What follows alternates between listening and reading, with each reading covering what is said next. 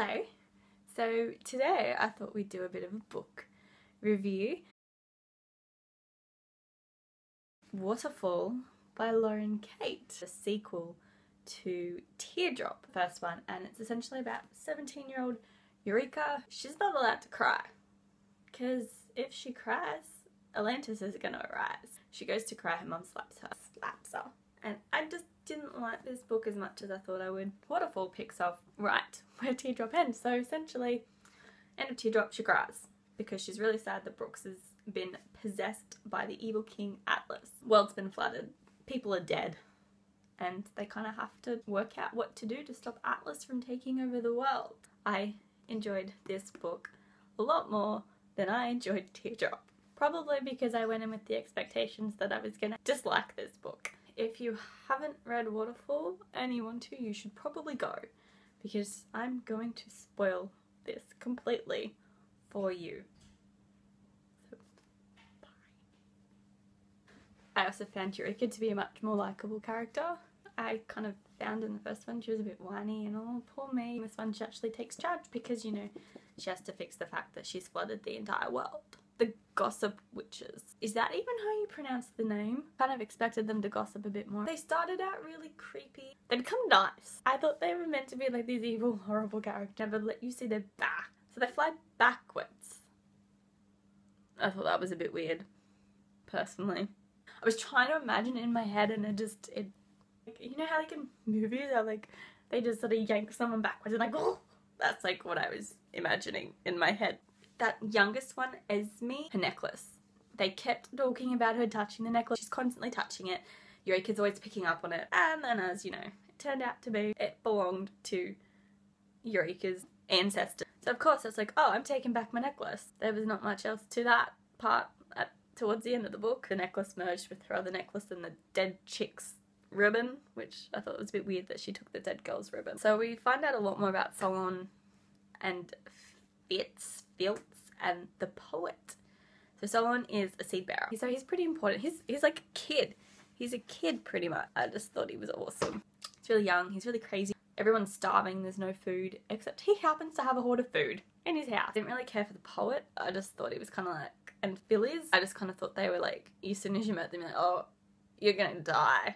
Probably gonna be dead by the end of the book. So I really grew to like, and his character was much more likable. I think he was explained, but he came across more human. I think that was the thing that irritated me with Teardrop. He was really like a genuine character in the entire time. Like, I'm not a huge fan of her, but I like you. Like, the entire time, like she's still hung up on Brooks.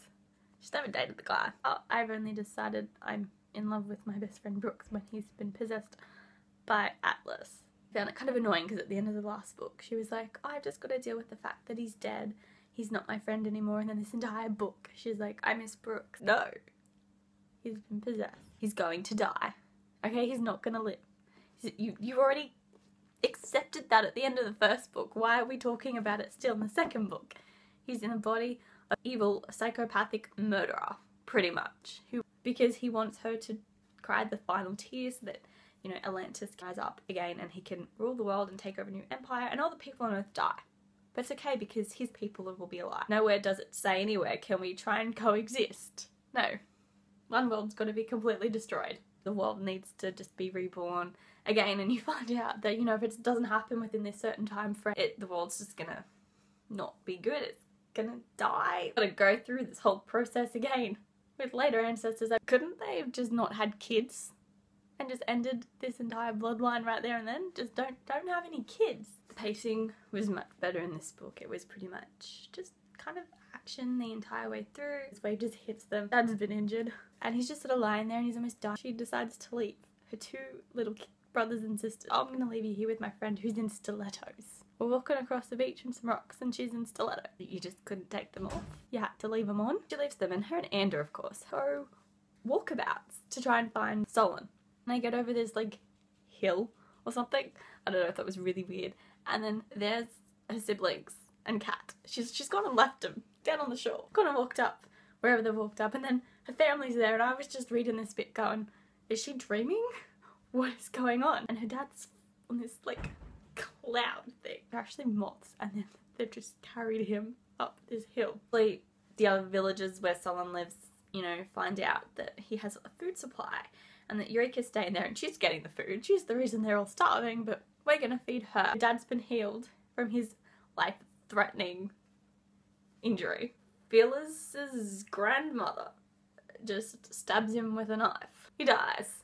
He's there, he's dying, and you know, Eureka attacks this old woman, beating the hell out of her. What was the point of stabbing him and killing him? There was absolutely no point in killing him, so she kills the grandmother and everyone's just like freaking out. So I spend a lot of time with Solon just trying to like train her to be ready to take on Atlas and visits, you know, the gossip witches. And she finds out she's actually descended from Delphin. Selene and Leander never had a kid. No, Leander had a kid with Delphin. They were together, had a baby. And as he's leaving her to go live with Selene, he steals her baby. So he takes his child with him on the boat with Selene, and then Delphin is the one who curses them. And she also cursed seed bearers that if they ever fall truly in love, they age. Ander's a seed bearer. Does that mean he's gonna age really quickly? Because you found out with Leander, he kissed her like 9 times and he turned into an old man in the space of like a minute, and then he died. So poor Selene is left with this kid that her man had with another chick that he stole from her. They age. They're supposed to age when they fall in love, and so Eureka freaks out because she doesn't want Ander to become an old man. Solon decides to break the gossip witches. The seed bearers find them and he leads them to them, and he kills himself. Now, as you learnt in the first book, when one seed bearer dies, they all die because they're all connected. All the other seed bearers die, except Ander. Someone leaves this note. Ander is not a seed bearer. He was kidnapped as a child, paid his parents to give them to him so that he could like infiltrate into Eureka's life, which is really kind of creepy and way too dedicated to the cause. Happens when you're part of a murderous cult, I suppose.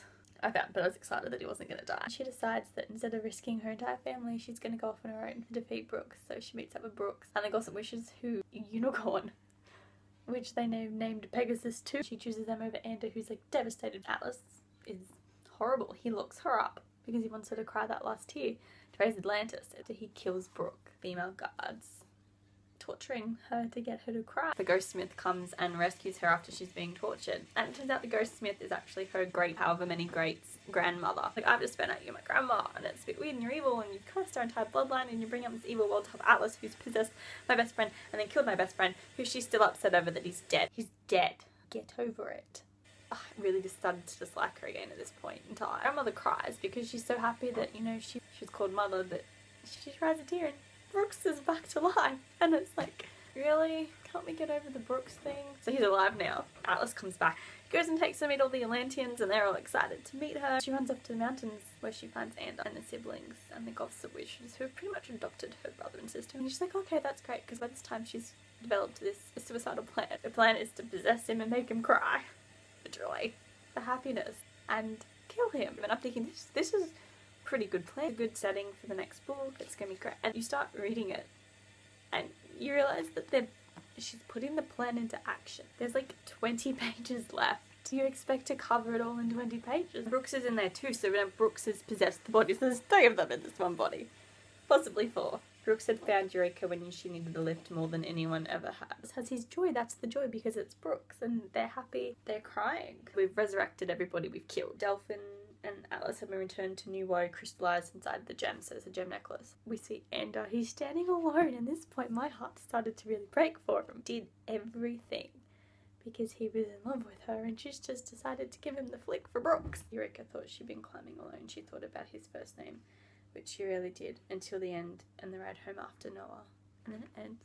Is she dead? So why is the main character dead? You're supposed to cry when the main character dies. And cry is that they're going, what the hell's happening? Because you've put a really good idea that you could have spread out across so many books into 20 pages or less. I didn't cry. I was like, what? She's not dead. She can't be dead. I mean, it's a saga. Saga implies there's at least 4 books. Does she come back to life? Who are they going to focus on? I gave it 3 stars, I think, on Goodreads. The ending was just, I still don't believe she's dead. What?